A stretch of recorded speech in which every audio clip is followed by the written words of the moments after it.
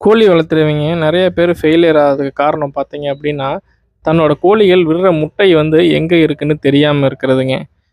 ரொம்ப ஈஸிங்க. நீங்க கோழி வளர்த்துறீங்க அப்படின்னா, நீங்க சேவல் எங்கே போகுதுன்னு பார்த்தீங்கன்னாவே, கோழி எங்கே போகுது, எங்கே முட்டை வைக்குதுங்கிறத நம்ம ஈஸியா கண்டுபிடிச்சிடலாங்க.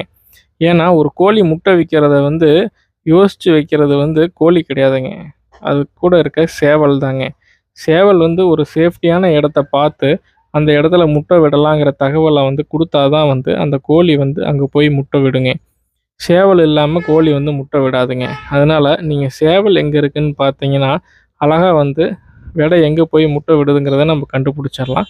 தயவு செஞ்சு நம்ப கோழி வளர்த்துறோம் அப்படின்ட்டு எடுத்து சும்மா வளர்த்தனா பத்தாது. நம்ம அது எங்க போகுது, என்ன பண்ணுது, எப்படி இருக்குங்கிற விஷயத்த நம்ம வந்து நல்லாவே வந்து கவனிக்கணுங்க. எல்லாத்துக்கும் நன்றி. வணக்கம். கோழி வளர்த்துறவங்க நெறைய பேர் ஃபெயிலியர் ஆகுறதுக்கு காரணம் பார்த்தீங்க